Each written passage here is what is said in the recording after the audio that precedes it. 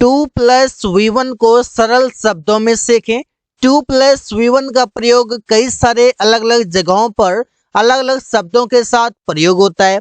साथ ही साथ 2B+V3 को भी सीखेंगे, इससे भी अलग अलग जगहों पर प्रयोग किया जाता है। और ये वो सभी शब्द हैं जो स्पोकन इंग्लिश में डेली बोलचाल में प्रयोग होते हैं। यूज ऑफ यूज्ड टू और इसके बाद आएगा V1 जो कि काफी पॉपुलर है और रोज का रोज स्पोकन इंग्लिश में प्रयोग करते हैं। इसका हिंदी मतलब है कोई काम किया करते थे। जैसे subject used to plus V1 object, इसका प्रयोग करते हैं हैबिट बताने के लिए। इससे मैं स्कूल जाया करता था, I used to go to school. Ravi शराब पिया करता था, Ravi used to drink wine. कोई काम किया करता था, पास्ट में किया करता था ऐसा काम जो रेगुलर हुआ करता था, जो रोज हुआ करता था। was टू और इसका हिंदी मतलब है वाला था। इसे subject was to plus V1 plus object होगा और इसका प्रयोग सिंगुलर सब्जेक्ट के साथ होता है। इसे रवि पेड़ काटने वाला था, सेंटेंस के लास्ट में है वाला था। कोई काम करने वाला था, प्लानिंग हो गया था लेकिन किया नहीं, करने वाला था वो काम बाकी रह गया करना। I was to cut the tree, Suman आम तोड़ने वाला था लेकिन नहीं तोड़ा। सेंटेंस का कहने का मीनिंग ये है, Suman was to pluck the mango. Pluck means हो जाएगा तोड़ना, जो कि PLUCK होगा। अबाउट 2+V1 ये बताएगा कोई काम करने ही वाला है, कोई काम के होने की नजदीकी को बताना। Subject is MR plus about 2+V1 plus object. अभी चल रहा है 2+V1, देखते हैं इसका प्रयोग अलग अलग जगहों पर करते हैं। वो स्टेशन पहुंचने ही वाला है, he is about to reach the station, ये रीच V1 है। रवि बाजार जाने ही वाला था, ये पास्ट में था है लेकिन था को है बनाना है। Ravi is about to go to market, Ravi बाजार जाने ही वाला है, मतलब 1-2 मिनट में काम को अंजाम देने वाला है। want to मतलब कोई काम करना चाहता है और इसका प्रयोग उसके साथ होगा जो सिंगुलर होगा, वो wants हो जाएगा उसके लिए। wants मतलब ये सिंगुलर के साथ और ये want प्लुरल के साथ। इससे मैं अंग्रेजी सीखना चाहता हूँ, कोई काम करना चाहता हूँ, I want to learn English. Rohan कमरा पेंट करना चाहता है, Rohan wants to paint the room.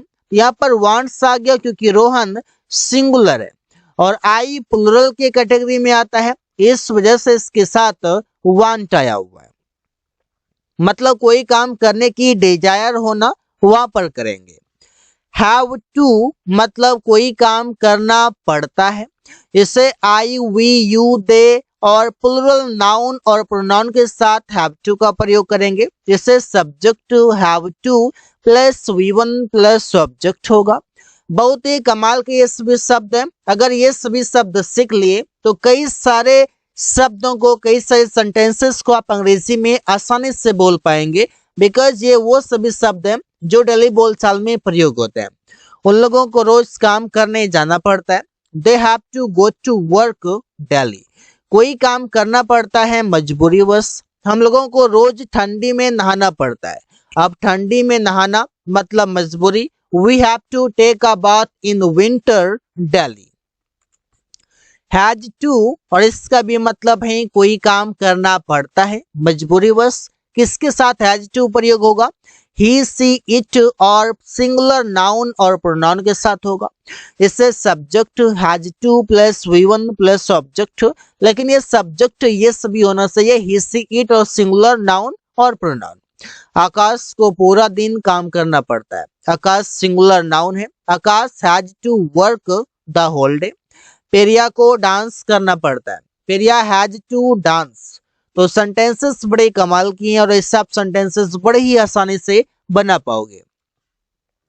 Had to मतलब कोई काम करना पड़ता था या कोई काम करना था, लास्ट में ना था भी आ सकता है, या कोई काम करना पड़ता था ये भी आ सकता है। Subject had to plus V1 plus object होगा। मुझे रोज बाजार जाना पड़ता था, I had to go to market daily. Ravi को पत्र लिखना पड़ता था, Ravi had to write a letter. तो कोई काम करना पड़ता था, उससे दिखा सकते हैं पास्ट में कोई मजबूरीवश काम करना पड़ता था। विल हैव टू मतलब कोई काम करना पड़ेगा या कोई काम करना होगा, इसे subject will have to plus V1 plus object होगा। तुम्हें मेरे साथ बाजार जाना पड़ेगा, कोई काम करना पड़ेगा इन फ्यूचर, जैसे you will have to go to market with me. कोई भी काम आप बता सकते हैं, बाजार जाने का है, किताब पढ़ने का हो सकता है, साथ में खाने का हो सकता है, कोई और काम करने का हो सकता है।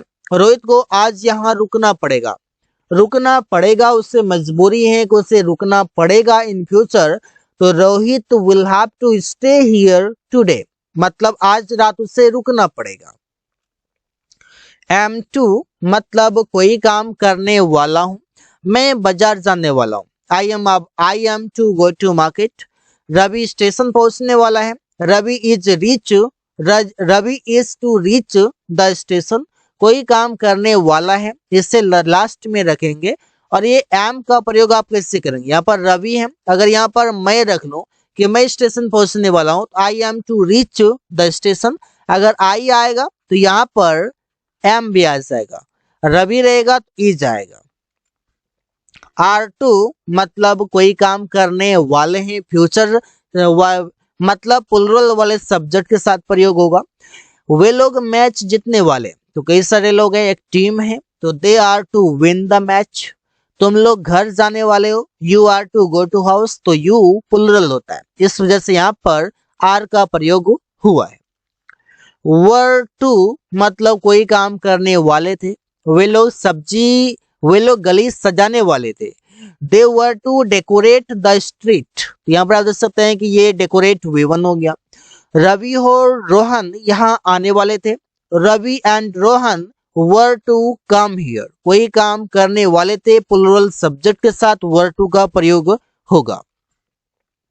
वांटेड टू मतलब चाहता था, कोई काम करना चाहता था, मैं उससे मिलना चाहता था, I wanted to meet him. पहचान याद रखेंगे, सेंटेंस बड़ी ही आसानी से आप बना पाएंगे। सुरेश अंग्रेजी बोलना चाहता था, Suresh wanted to speak English. About to मतलब कोई काम करने ही वाला है, मैं रवि स्टेशन पहुंचने ही वाला है, Ravi is about to reach the station.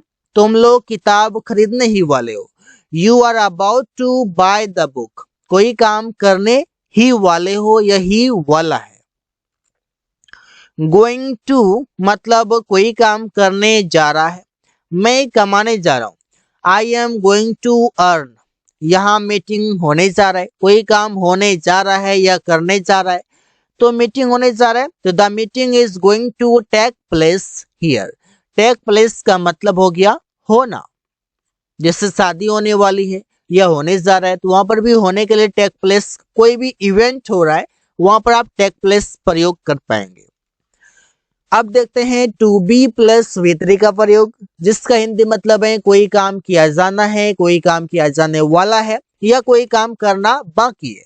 Sentence प्रयोग होगा, सबसे पहले यहाँ पर आ जाएगा ऑब्जेक्ट, ऑब्जेक्ट के बाद is to be plus V3 होगा।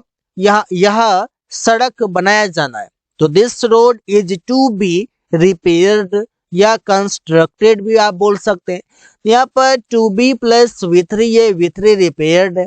गली सजाई जाने वाली है, कोई काम करने किया जाने वाला है, मतलब पैसिव में हो गया।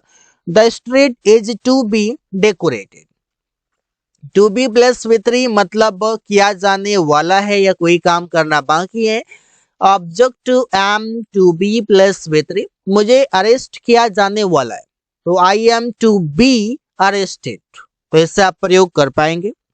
टू बी प्लस V3 कोई काम किया जाना है, किया जाने वाला है या कोई काम करना बाकी है, यहाँ पर हो जाएगा सबसे पहले object are to be plus V3। पेड़ काटा जाने वाला है। The trees are to be cut, ये कट V3 है। कमरे साफ किए जाने वाला है। The rooms are to be cleaned, यहाँ पर क्लीन्ड आ जाएगा। क्लीन्ड मतलब V3 हो गया। टू बी V3 मतलब किया जाना था, किया जाने वाला था। यहाँ पर हो जाएगा सबसे पहले ऑब्जेक्ट, इसके बाद was to be plus V3। पत्र लिखा जाने वाला था। The letter was to be written, वो पिटाई खाने वाले थे, तो he was to be beaten, ये बीटन रिटन ये सभी V3 और इससे आप प्रयोग कर सकते हैं। टू बी प्लस V3 मतलब कोई काम किया जाना था, किया जाने वाला था। इससे बोल सकते हैं तुम्हें अरेस्ट किया जाना था। You were to be arrested, ये अरेस्टेड V3 हो गया। उन लोगों को दिल्ली भेजा जाने वाला था। They were to be sent to Delhi, तो इससे प्रयोग आप कई सारे सेंटेंसेस में कर सकते हैं।